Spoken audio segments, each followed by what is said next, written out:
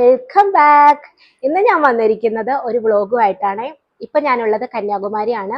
ഞാൻ എൻ്റെ വീട്ടിലായിരുന്നു വണ്ടിപ്പെരിയാറ്. അവിടെ നിന്ന് വെളുപ്പിനെ 6 മണിയായപ്പം നമ്മൾ തിരിച്ചു. വഴിക്ക് വെച്ച് ഇൻട്രോ എടുക്കണമെന്ന് ഓർത്താണ്. പക്ഷെ നല്ല രീതിയിൽ ടയേർഡായിരുന്നു. അതുകൊണ്ട് തലവേദനയൊക്കെ ആയിട്ട് ഇച്ചിരി ബുദ്ധിമുട്ടായിരുന്നു. അതുകൊണ്ട് ഇൻട്രോ ഒന്നും എടുക്കാൻ പറ്റിയില്ല. അപ്പം ഇപ്പം എടുത്തേക്കാമെന്ന് ഓർത്ത് ഇപ്പം നമ്മൾ ഒരു 3:30 ആയപ്പം കന്യാകുമാരി എത്തി.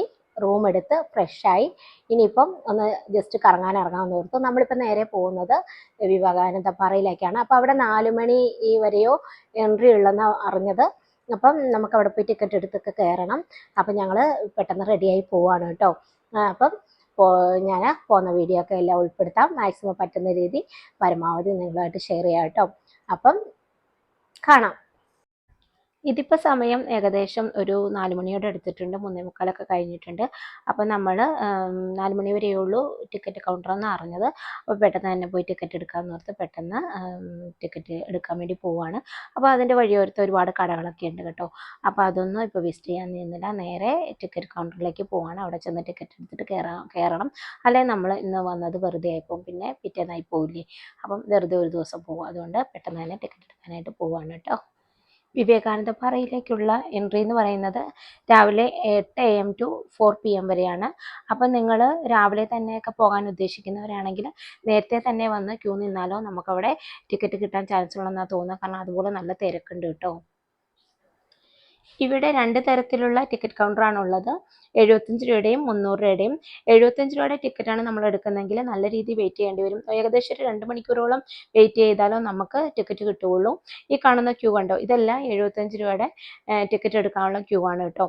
ഞങ്ങൾ അപ്പോഴത്തേക്കും വെയിറ്റ് ചെയ്യണ്ടല്ലോ എന്ന് കരുതി 300 രൂപയുടെ ടിക്കറ്റാണ് എടുത്തത്.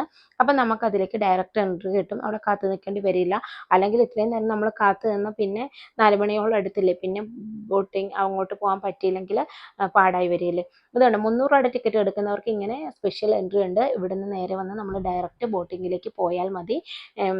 അങ്ങനെ ചെയ്താൽ മതി കേട്ടോ. അപ്പോൾ നമ്മൾ ഇവിടെ നിന്ന് നോക്കുമ്പോൾ തന്നെ തിരുവള്ളുവറിൻ്റെ സ്റ്റാച്യൂവും വിവേകാനന്ദ പാറയൊക്കെ നല്ല രീതിയിൽ കാണാൻ പറ്റുന്നു കേട്ടോ. നല്ലൊരു ഭംഗിയുള്ള കാഴ്ചയാണത്.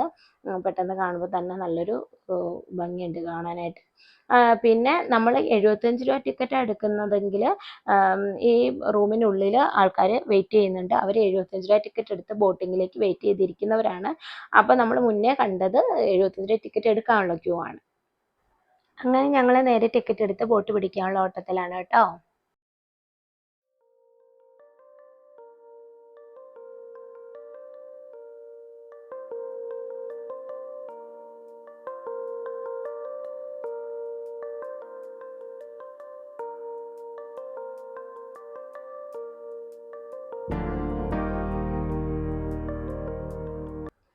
ഇപ്പം നമ്മൾ ഏകദേശം ബോട്ടിൻ്റെ അടുത്തെത്തി. അപ്പോഴേക്കും വേറൊരു ബോട്ടിൽ നിന്ന് ആൾക്കാർ വന്നിറങ്ങുന്നുണ്ടായിരുന്നു. അവിടെ ഉണ്ടായിരുന്നു ചെറിയൊരു ക്യൂ കേട്ടോ. എൻ്റെ ബാക്കിൽ കണ്ടോ, അത്രയും ആൾക്കാർ ഈ ബോട്ടിൽ കയറി പോകാനുള്ളവരാണ്. അതിൽ കുറച്ച് പേരിങ്ങനെ വന്ന് ഇറങ്ങുന്നുണ്ടായിരുന്നു ഒരു ബോട്ടിൽ. അപ്പം അവർ അവിടെ ലൈഫ് ജാക്കറ്റ് ഇട്ടിരിക്കും. അതും എടുത്തുകൊണ്ട് വേണം നമ്മൾ ബോട്ടിലേക്ക് കയറാനേ. അങ്ങനെ നമ്മൾ ബോട്ടിൽ കയറി.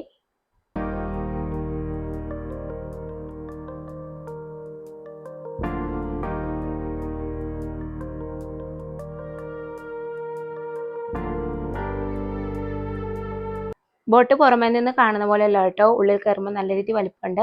100 പേരല്ല, അതിൽ കൂടുതൽ ആൾക്കാർ ഇതിൽ കൊള്ളുന്നുണ്ട് കേട്ടോ. അങ്ങനെ നമ്മൾ യാത്ര തിരിച്ചു. അപ്പം നമ്മൾ ഇവിടുന്ന് വിട്ട് ഒരു 10 മിനിറ്റിനുള്ളിൽ തന്നെ വിവേകാനന്ദ പാറ എത്തുന്നുണ്ടേ.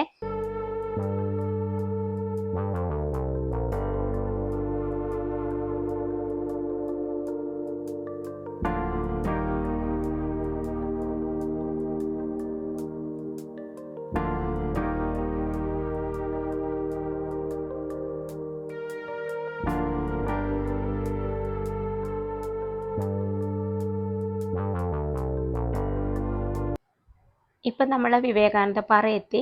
അവിടെ ചെന്ന് കഴിഞ്ഞും നമുക്ക് ഒരു ടിക്കറ്റും കൂടെ എടുക്കാനുണ്ട് കേട്ടോ. അവിടെ ചെന്ന് കഴിഞ്ഞ് 30 രൂപയുടെ ഒരു ടിക്കറ്റും കൂടെ അതിൻ്റെ ഉള്ളിലേക്ക് ദർശനത്തിന് വേണ്ടി എടുക്കാനുണ്ട്. അപ്പം 300 രൂപ ടിക്കറ്റ് എടുത്തവരാണെങ്കിൽ 330 രൂപയും 75 രൂപ ടിക്കറ്റ് എടുത്തവരാണെങ്കിൽ 105 രൂപ ആവുന്നുണ്ട് കേട്ടോ. അപ്പം നമ്മൾ അവിടെ കയറി ചെല്ലുമ്പോൾ അപ്പോഴും കാണാം അവിടെ ഒരു ക്യൂ. ഇത് വന്ന് നമ്മൾ റിട്ടേൺ ഇറങ്ങി വന്നിട്ട് ബോട്ടിന് വേണ്ടി വെയിറ്റ് ചെയ്യുന്നവരാണേ. അങ്ങനെ നമ്മൾ വിവേകാനന്ദ പാറയാണ് ഈ കാണുന്നത്. അതിൻ്റെ മുകളിലേക്ക് സ്റ്റെപ്പ് കയറി മുകളിൽ ചെല്ലുമ്പോഴത്തേക്കും അവിടെ ഗ്ലാസ് ബ്രിഡ്ജും തിരുവള്ളുവരുടെ സ്റ്റാച്ചു ഒക്കെ ഉണ്ട്. ഇവിടെ നമുക്ക് ഉള്ളിലേക്ക് കയറണമെങ്കിൽ ചെരുപ്പ് ഇട്ടുകൊണ്ട് കയറാൻ പറ്റുകയില്ല. ചെരുപ്പ് കൗണ്ടർ ഉണ്ട് കേട്ടോ അവിടെ. അവിടെ പൈസ കൊടുത്ത് നമുക്ക് വേണമെങ്കിൽ അവിടെ വെക്കാം. അല്ലെങ്കിൽ അവിടെ ഏതെങ്കിലും ഒരു സൈഡിൽ ഊരിയിട്ടാലും മതി. അങ്ങനെ അതെല്ലാം ഊരിയിട്ടിട്ട് നമ്മൾ മുകളിലേക്ക് കയറി പോകണം. അപ്പം ഇവിടെ നമ്മൾ വെയിൽ താന്നിട്ട് വരാൻ നോക്കി നിൽക്കുകയാണെങ്കിൽ അത് നടക്കുകയില്ല. കാരണം നല്ല വെയിലുണ്ടാവും. രാവിലെ 8 മണി മുതൽ വൈകിട്ട് 4 മണി വരെയാണല്ലോ ഉള്ളത്. അപ്പോഴെല്ലാം നല്ല രീതി വെയിലുണ്ടാവും. കാരണം മറയൊന്നുമില്ലല്ലോ, ഡയറക്റ്റ് ഇങ്ങനെ അടിക്കുമല്ലേ. അപ്പം നമുക്കിവിടെ നടക്കുമ്പോൾ തന്നെ കാലെല്ലാം നല്ല രീതിയിൽ ചുട്ട് പൊള്ളും കേട്ടോ. നടക്കാൻ പറ്റാത്ത രീതിയിൽ നല്ല കാലൊക്കെ പൊള്ളി ഉരിഞ്ഞു പോകും. അപ്പം അവരൊരു വൈറ്റ് പെയിൻറ് അവിടെ അടിച്ചിട്ടില്ലേ, അതെന്ത് പെയിൻ്റാണെന്ന് എനിക്കറിയത്തില്ല. അതിലേക്ക് ചവിട്ടുമ്പോഴത്തേക്കും നമുക്ക് ചൂടില്ല കേട്ടോ. ചൂടില്ലാതെ ആ നടപ്പാതയിലേക്ക് നടന്നു പോകാം. അല്ലാതെ ചവിട്ടുമ്പോൾ നമ്മുടെ കാല് പൊള്ളി ഉരിഞ്ഞു പോകും. ഞങ്ങൾ പോയത് പെരുന്നാളിൻ്റെ ഹോളിഡേയ്സിനാണ്.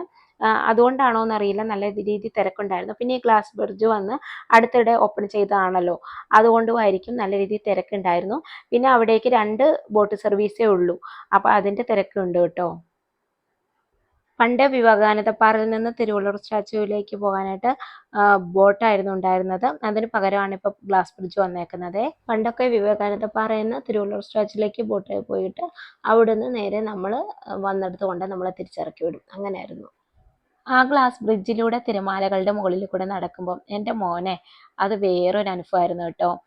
തിരുവള്ളവർ സ്റ്റാച്യുവിൻ്റെ സിൽവർ ജൂബിലിയോടനുബന്ധിച്ചാണ് ഈ ഗ്ലാസ് ബ്രിഡ്ജ് നിർമ്മിച്ചേക്കുന്നത്. അത് വന്ന് ഇന്ത്യയിലെ കടലിന് മുകളിലൂടെയുള്ള ആദ്യത്തെ ഗ്ലാസ് ബ്രിഡ്ജാണ്. അപ്പോൾ അങ്ങനെ ഒരു പ്രത്യേകതയും കൂടി ഉണ്ട് കേട്ടോ. നല്ലൊരു അനുഭവം കേട്ടോ ഗ്ലാസ് ബ്രിഡ്ജിൻ്റെ മുകളിലൂടെ നടക്കുമ്പം ഇങ്ങനെ അടിയിൽ കടൽ കാണുക എന്നുള്ളത്. പിന്നെ നമുക്ക് പേടിക്കാനൊന്നുമില്ല. 2 ലെയർ നല്ല കട്ടിക്കൊക്കെ തന്നെ ഗ്ലാസ് ചെയ്ത് വെച്ചേക്കുന്നത്. ഇതിൻ്റെ ലെങ്ത് വന്ന് 77 മീറ്റർ മറ്റോ അങ്ങനെ ഉണ്ട് കേട്ടോ. നല്ല രസമുണ്ടായിരുന്നു. ഞാൻ അതിൽ കൂടെ നടന്ന് റീലൊക്കെ എടുത്തു. ആദ്യം ഒന്ന് കയറാൻ ഭയന്നെങ്കിലും പിന്നെ അതിൽ നിന്ന് ഇറങ്ങാൻ തോന്നിയില്ല എനിക്ക്. ഞാൻ കുറേ പ്രാവശ്യം അങ്ങോട്ടും ഇങ്ങോട്ടും നടന്നു കേട്ടോ. അപ്പോൾ അതിൽ നിന്ന് ഫോട്ടോ എടുക്കാനൊക്കെയുള്ള നല്ല തിരക്കുണ്ടായിരുന്നു. കയറി കഴിഞ്ഞാൽ നമുക്കങ്ങനെ പേടിയൊന്നും തോന്നൂല കേട്ടോ. വാഗമണ്ണിൽ എന്നൊക്കെ വെച്ചാൽ നല്ല രീതിയിൽ ഹൈറ്റ് ആണല്ലോ. പിന്നെ ഇതിൽ നിന്ന് വെച്ചാൽ ഗ്ലാസ് ബ്രിഡ്ജിൽ നിന്ന് ഇറങ്ങി നിൽക്കാൻ നമുക്ക് സ്പേസ് ഉണ്ട്. മറ്റുള്ള ഗ്ലാസ് ബ്രിഡ്ജ് പോലെയല്ല. അതുകൊണ്ട് തന്നെ വലിയ ഭയമൊന്നും തോന്നൂല കേട്ടോ. അവിടെ നിന്ന് നമുക്ക് നോക്കുമ്പോൾ തന്നെ തിരുവള്ളുവരുടെ സ്റ്റാച്ചു നല്ല രീതിയിൽ ദർശിക്കാൻ പറ്റുവേ. അപ്പം അതിലേക്കുള്ള തിരക്കാണ്. എന്നിട്ട് നമ്മൾ അതിൻ്റെ അകത്ത് കയറി ഉള്ളിലൂടെ കയറി വേണം തിരുവള്ളുവരുടെ സ്റ്റാച്യൂവിൽ എത്താനായിട്ട്. ഇതുവഴി കയറി മേളിൽ വന്ന് നമ്മൾ ആ സ്റ്റാച്ചു നിൽക്കുന്ന ഭാഗത്തെത്തും കേട്ടോ. അവിടെ നിന്നുള്ള ഫുൾ വ്യൂ ആണിത്. നല്ല രീതിയിൽ കടൽ നല്ല ഭംഗിയിൽ നമുക്ക് കാണാൻ പറ്റും കേട്ടോ. നമ്മൾ കയറി വന്ന ഭാഗമൊക്കെ നല്ല രീതിയിൽ കാണാൻ പറ്റും. പിന്നെ അവിടെ നിന്ന് ഇപ്രവശം നോക്കിയാൽ കന്യാകുമാരി മൊത്തം കാണാൻ പറ്റും. അത്രയ്ക്ക് നല്ല വ്യൂ ആണ് കേട്ടോ. നല്ല ഹൈറ്റ് ഉണ്ട്. അവിടെ വരുമ്പോഴാണ് ഇതിൻ്റെ ഹൈറ്റ് നമുക്ക് മനസ്സിലാക്കാൻ പറ്റുന്നത്. നമ്മളൊക്കെ അതിൻ്റെ ഒരു കാലിൻ്റെ താഴെ തീർത്ത് താഴെയായിട്ടാണ് നിൽക്കുന്നത്. അപ്പോൾ എത്രത്തോളം ഹൈറ്റ് ഉണ്ടെന്നൊന്ന് ചിന്തിച്ച് നോക്കിയേ. അവിടെ നിന്ന് നോക്കുമ്പോൾ നമുക്ക് ശരിക്കും മുകളിലേക്ക് നോക്കുമ്പോൾ വെയിലും കൂടെ അടിച്ചിട്ട് ശരിക്കും കാണാൻ പറ്റില്ല. പിന്നെ ഞാൻ പരമാവധി കവർ ചെയ്തിട്ടുണ്ട് കേട്ടോ. പിന്നെ ദൂരെ നിന്ന് നോക്കുമ്പോഴാണ് നല്ല രീതിയിൽ നമുക്ക് ഈ സ്റ്റാച്യു കാണാൻ പറ്റുന്നത്.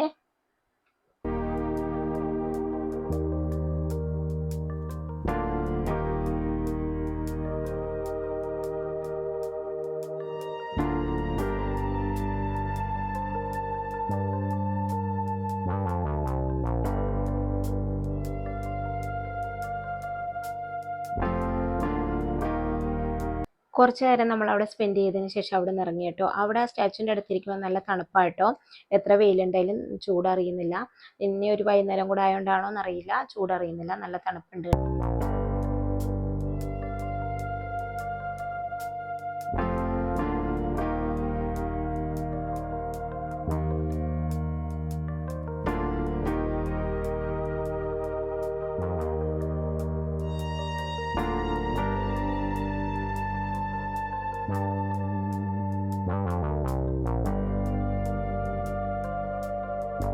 ഇവിടെ വന്ന് നമ്മൾ കുറച്ച് നേരം റെസ്റ്റ് ചെയ്തു. ഇവിടെ ഒരുപാട് ആൾക്കാർ റെസ്റ്റ് ചെയ്യുന്നുണ്ടായിരുന്നു. അപ്പോൾ നമ്മൾ ഇവിടെ വന്ന് കുറച്ച് നേരം റെസ്റ്റ് ചെയ്തു. അപ്പോൾ അവിടെ വെച്ചെടുത്ത ഫോട്ടോസാണ് കേട്ടോ ഇത്. ആ കരിവേലത്തൂടെ നടന്നിട്ട് നമ്മൾ ഇവിടെ വന്ന് റെസ്റ്റ് ചെയ്യുമ്പോൾ നല്ല രീതിയിൽ ആശ്വാസമാണ് കേട്ടോ. പിന്നെ ഇതാണ് വിവേകാനന്ദ മണ്ഡപം. ഇതിനുള്ളിൽ ക്യാമറയും ഫോട്ടോസും ഒന്നും എടുക്കാൻ പറ്റില്ല, റെസ്ട്രിക്ഷൻ ആണ്. അതുകൊണ്ട് ഇവിടെ വരെയോ ഞാൻ വീഡിയോ എടുത്തുള്ളൂ. ഇതിനുള്ളിലാണ് വിവേകാനന്ദ സ്വാമി ഉള്ളത്. മണ്ഡപത്തിനുള്ളിൽ കൂടെ കയറി നമുക്ക് പുറത്തേക്ക് ഇറങ്ങാം. അങ്ങനെ പുറത്ത് താഴെ വരും. പുറകെ കൂടെ ഇറങ്ങി താഴെ വരും. ഇപ്പുറത്തൂടെ വഴിയുണ്ട്. അതുവഴി ഇറങ്ങി നമ്മൾ താഴെ വന്ന് കഴിയുമ്പം ഇവിടെ റെസ്റ്റിംഗ് ഏരിയ ഒക്കെ ഉണ്ട് കേട്ടോ. ഇവിടെ നിന്ന് നമുക്ക് നല്ല രീതിയിൽ കടലൊക്കെ ആസ്വദിക്കാം കേട്ടോ. നല്ലൊരു കാറ്റുണ്ട്. റെസ്റ്റിംഗ് ഏരിയ ഒക്കെ ഉണ്ട്. അപ്പോൾ ഇവിടെ നിന്ന് ഞങ്ങൾ കുറച്ച് ഫോട്ടോസും വീഡിയോസൊക്കെ എടുത്തു. എടുത്തു കഴിഞ്ഞ് പിന്നെ ഞങ്ങൾ നേരെ തിരിച്ചിറങ്ങുകയാണ്. അപ്പോൾ ഇതാണ് വിവേകാനന്ദ പാർക്കിൽ നിന്നുള്ള ഫുൾ വ്യൂ, ചുറ്റുമുള്ള വ്യൂ ഇതാണ്. നല്ല ഭംഗിയാണ് കേട്ടോ കാണാൻ, ചുറ്റുമുള്ള വ്യൂ ആണ് കേട്ടോ ഇത്. അതെല്ലാം കണ്ട് ഞങ്ങൾ തിരിച്ച് ബോട്ടിൽ വന്ന് കയറി. ആ ബോട്ട് കയറാനും നമ്മൾ അരമണിക്കൂർ അവിടെ വെയിറ്റ് ചെയ്തു കേട്ടോ. അത് കഴിഞ്ഞിട്ടാണ് നമ്മുടെ ബോട്ട് വന്നത്. അപ്പം ബോട്ടിൽ കയറി, നല്ല ടയേർഡായിരുന്നു വെയിലൊക്കെ കൊണ്ട്. തിരിച്ച് പോവാണേ. അപ്പം നമ്മൾ ഇങ്ങോട്ട് വന്നപ്പം അടുത്ത് വേറൊരു ബോട്ട് അങ്ങോട്ട് പോവാണ് കേട്ടോ. 2 ബോട്ട് സർവീസാണ് ഇവിടെ ഉള്ളത്. ഈ പോയ ബോട്ടാണ് ഇന്നത്തെ ലാസ്റ്റ് ബോട്ട് സർവീസ് കേട്ടോ. അതോടെ ക്ലോസിംഗ് ആണേ.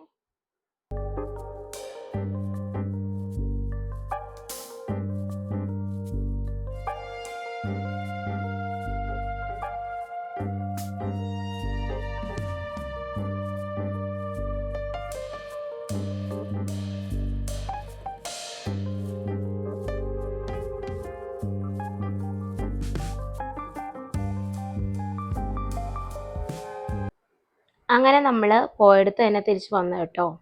അത് കഴിഞ്ഞ് നേരെ ഞാൻ പോയത് വെള്ളം കുടിക്കാനാണ്. എനിക്ക് നല്ല പരവേശം ഉണ്ടായിരുന്നു. പോയി ഒരു പൈനാപ്പിൾ ജ്യൂസ് വാങ്ങി കുടിച്ചു. ഞാൻ നല്ല രീതിയിൽ ടയേർഡായിപ്പോയി കേട്ടോ.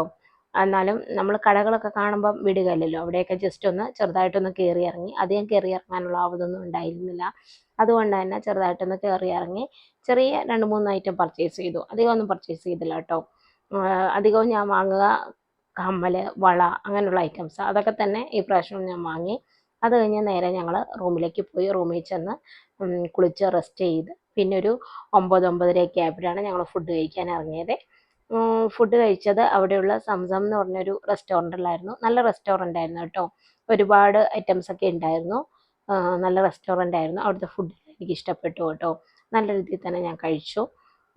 പിന്നെ റെസ്റ്റൊക്കെ ചെയ്ത് വന്നപ്പോൾ നല്ലൊരു എനർജിയൊക്കെ വന്നു. അപ്പോൾ ഫുഡൊക്കെ നല്ല രീതിയിൽ തന്നെ കഴിച്ചു കേട്ടോ. കഴിച്ചിട്ട് ഞങ്ങൾ റൂമിൽ പോയി കിടന്നുറങ്ങി. പിന്നെ പിറ്റേന്ന് അവിടുന്ന് ഞങ്ങൾ നേരെ പോയത് തിരുവനന്തപുരത്തേക്കാണ്. അപ്പോൾ ആ വ്ളോഗ് നെക്സ്റ്റ് ഡേ ഉണ്ടാവും. അപ്പോൾ ഇൻഷാ അള്ളാ തിരുവനന്തപുരം കാഴ്ചകൾ നെക്സ്റ്റ് പാർട്ടായിട്ട് അപ്ലോഡ് ചെയ്യാം. അടുത്ത ദിവസം വരുന്നതായിരിക്കും. നിങ്ങളാരെങ്കിലും സബ്സ്ക്രൈബ് ചെയ്യാതെ എൻ്റെ ചാനൽ കാണുന്നെങ്കിൽ എൻ്റെ ചാനൽ ഇഷ്ടമാവുക വെച്ചാൽ നിങ്ങളൊന്ന് സബ്സ്ക്രൈബ് ചെയ്യണേ. കൂടാതെ കമൻറ്റും ഷെയറും ലൈക്കും ഒക്കെ തരിക. നിങ്ങൾ തീർച്ചയായിട്ടും കമൻറ്റ് ചെയ്യണം കേട്ടോ. നിങ്ങൾ കമൻറ്റ് ചെയ്താലോ എൻ്റെ വീഡിയോസ് എത്രത്തോളം നല്ലതാണ് ചീത്തയാണെന്ന് എനിക്ക് അറിയാൻ പറ്റുള്ളൂ. അപ്പോൾ തീർച്ചയായിട്ടും കാണുന്നവർ എന്തെങ്കിലും അഭിപ്രായങ്ങളുണ്ടെങ്കിൽ തീർച്ചയായിട്ടും കമൻറ്റ് ചെയ്യുക. നിങ്ങൾക്ക് ഇഷ്ടമായെങ്കിൽ ലൈക്ക് ചെയ്യുക, ഇഷ്ടമായില്ലെങ്കിൽ തീർച്ചയായിട്ടും ഡിസ്ലൈക്കും ചെയ്യാം കേട്ടോ. അപ്പോൾ മറ്റൊരു വീഡിയോ ആയിട്ട് കാണാം. അതുവരേക്കും ബൈ. Thanks for watching.